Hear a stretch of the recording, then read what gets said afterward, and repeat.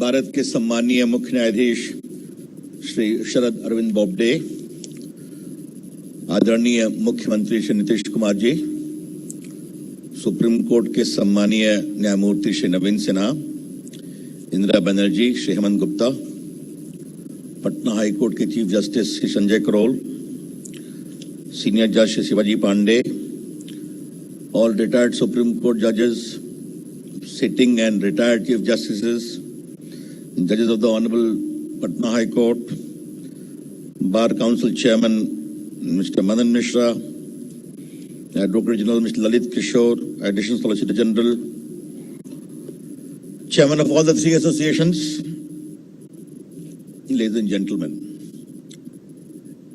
जब भी मैं पटना हाई कोर्ट परिसर में आता हूं तो मेरी पुरानी भावनाएं बहुत तेजी से मुझे उन स्मृतियों को झकझोरती हैं। और आज जब इस नई बिल्डिंग का लोकार्पण हो रहा है, जिसके लिए नीतीश जी आपकी सरकार के सहयोग और संजय करोल आपके मार्गदर्शन में जो बना है, इसके लिए अभिनंदन। ये बिल्कुल पुरानी बिल्डिंग के साथ है, तो आप सबों का बहुत बहुत अभिनंदन। लेकिन आज जब मैं चीफ जस्टिस के साथ घूम रहा था तो मेरी पुरानी स्मृतियां बहुत सामने आ गई और मुझे आज के इस ऐतिहासिक अवसर पर यह स्वीकारने में जरा भी संकोच नहीं है कि मैं जीवन में जो कुछ भी बन पाया हूं और कर पाया हूं, उसमें पटना हाई कोर्ट की बहुत बड़ी भूमिका है। वर्षों यहां गुजारे, सामने बीएन अग्रवाल साहब बैठे हुए हैं, बहुत योग्य जज, chief justice high court, supreme court में 9 वर्ष रहे। मैंने वकालत शुरू की थी और वो जल्दी जज बन गए थे। उनके सामने पता नहीं कितनी बार अपीयर करने का मौका मिला और कोर्ट की तहजीब सीखने का मौका मिला।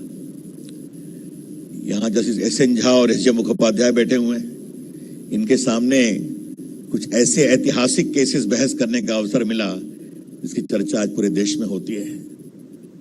ये सारे अनुभव हैं और क्योंकि मैं पटना से हूं, यहीं पैदा हुआ, पढ़ा लिखा, बड़ा हुआ और अब मैं सिटिंग लोकसभा एमपी हूं, तो chief justice, I need your indulgence to welcome you also as a local member of parliament because you have come to my constituency.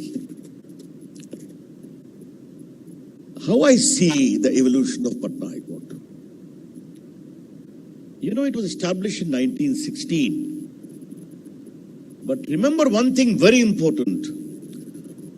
Patna High Court in many ways became the identity of new state of Bihar. Because after a long drawn struggle when Patna was created Bihar was created as a state, as just Banerjee pointed out, this new state needed identity. And Patna High Court very soon became a proud symbol of Bihar's identity. And I remember Honorable Chief Justice of India, Rajendra Prasad, shifting his practice from Calcutta High Court to Patna High Court.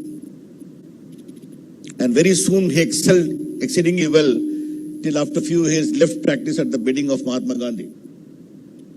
And I remember as a young lawyer here, the old records were on display. And there was a first appeal of Rajendra Prasad drafted by him.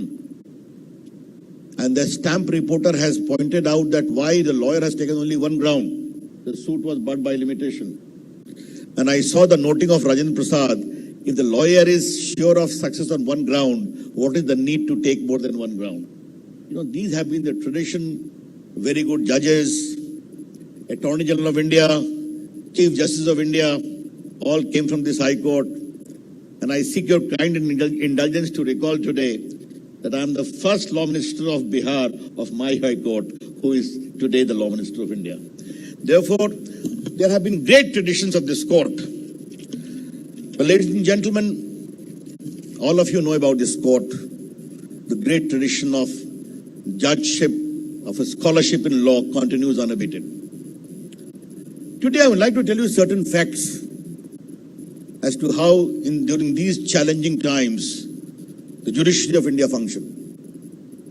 And this commends me to share with you a word of great praise for the present Chief Justice of India. He became the Chief Justice of India and the great pandemic struck. I say in lighter vein, no train, no rail, no plane, no highway movement. But it fell upon all my three departments, the communication, the IT, the mobile, internet, to help the country keep on going.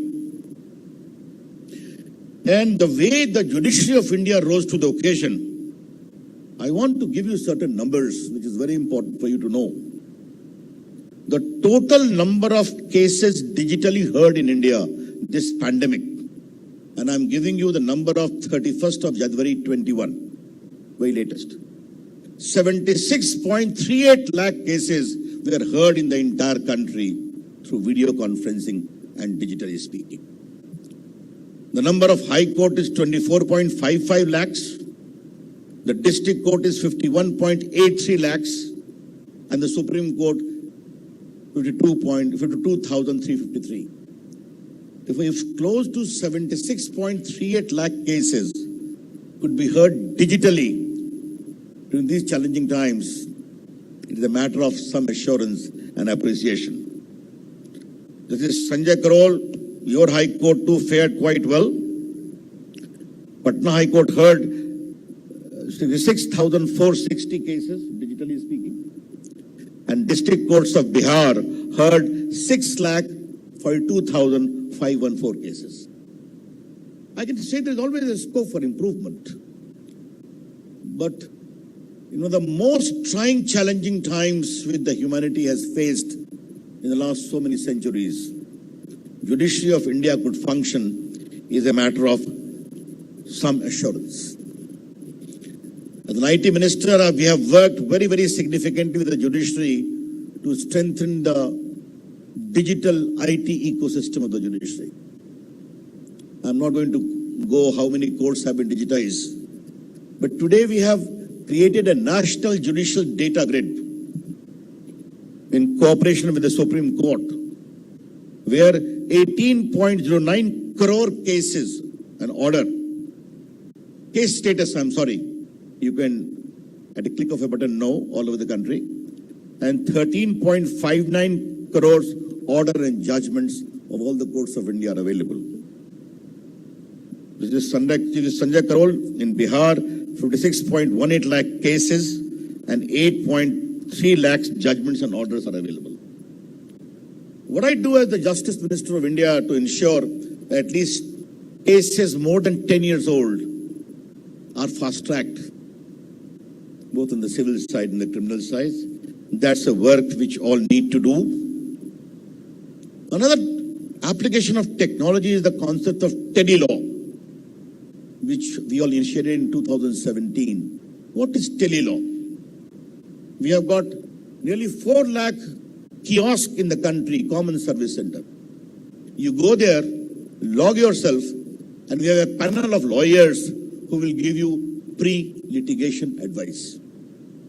A daughter-in-law suffering or a laborer is not getting his due. I'm very assured to tell you that since 2017, 6.35 lakh advices have been given by lawyers who are willing to give their services for a free when opinion is sought. This includes large number of OBC, large number of SC, STs. And these are matters of great satisfaction for me personally as to how we can use digital technology for access to justice. I would never say the work is complete. There is a lot to be done. 2-3 quick points and then I will conclude. You may have seen, day before yesterday, I launched the National Social Media Guideline. It was long overdue.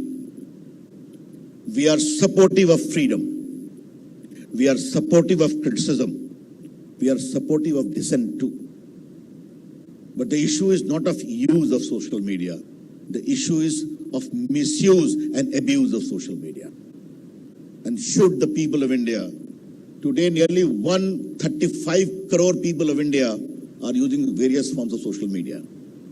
Therefore, if someone is being abused, someone is being misused, should they have some grievance redressal mechanism or not? That's what we have provided. I'm not going to details of that, except to flag a matter of concern as the Law Minister of India. India is a free country. Anyone can speak anything. We can surely criticize the reasoning of the judgment. But I foresee a new disturbing trend which I need to flag today. Of late, some people have an opinion about something. They seek to file PIL, no problem, that's right.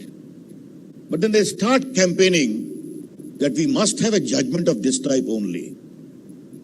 And if the judgment is not in accord with what they perceive to be their view, then I see disturbing comments against judges as well on the social media, at times being trolled. This is grossly unfair. The judges of India, Supreme Court or High Court or District Court, must be given complete freedom to decide cases as per the knowledge of law and understanding. If you have any problem, offer your comment, analysis of the reasoning of the judgment, that's your right. But any kind of trolling, any kind of agenda setting, and if that is not in accord with that, then publicly criticizing sitting judges in the most virulent manner is not fair. For a long time, I was thinking to share this concern publicly, but I thought my own Patna High Court would be the best forum to articulate that. But this is not meant only for Bihar. This message is meant for the entire country, I would like to confirm. One last issue I have to flag, two in particular. We need to have good intake in the judiciary. And very soon we are in consultation. We are going to establish All India Judicial Service or Indian Judicial Service. We have IAS, we have IPS, we have IFS. Why can't we have a true Indian Judicial Service having the best minds being selected by the Union Public Service Commission under the oversight mechanism of the Supreme Court, direction of the Chief Justice of India? And the idea which we are contemplating is picking a particular number of additional district judges, throwing it for open competition, fresh law graduates, 7-year practice, and also sitting subordinate judiciary. You also sit, write the examination, compete. And the idea is to have a cluster of groupings: Eastern India, Northeastern India, Northern India, Southern India, Western India. And let through that selection, with the biggest stress of scrutiny of merit, best minds become additional district judges, then district judges, then come to also to the High Court in that very limited quota. The rest will be continued for the subordinate judiciary as the case may be. We also wish to give proper reservation to SC, ST, OBC so that the inclusive character of judiciary may also come about. I'm very keenly pushing it, ladies and gentlemen, that we must, and All India Judicial Service is a part of perhaps Article 312 of the Constitution. That's a work in progress. We are in discussion with Honorable Chief Justice. He has been encouraging, but we'll work it together. What is my last submission to make?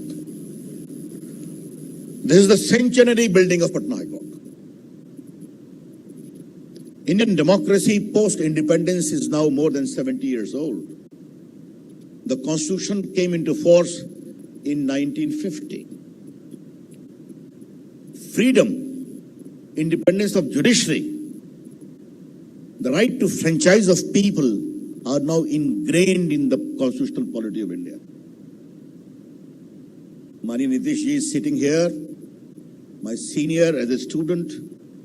We were baptized in the JP movement of Bihar, fought against the emergency. Now those days are past.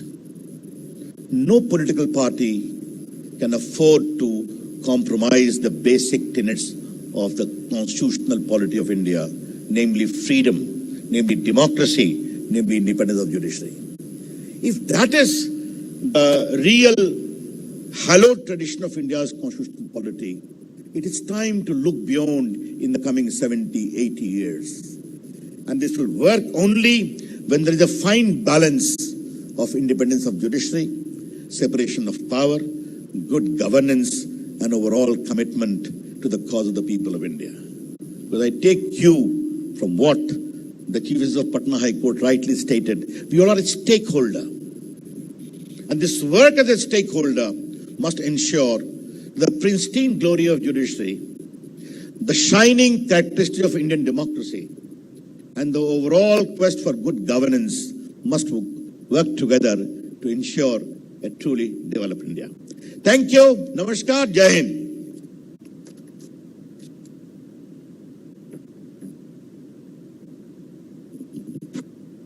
Thank you, sir.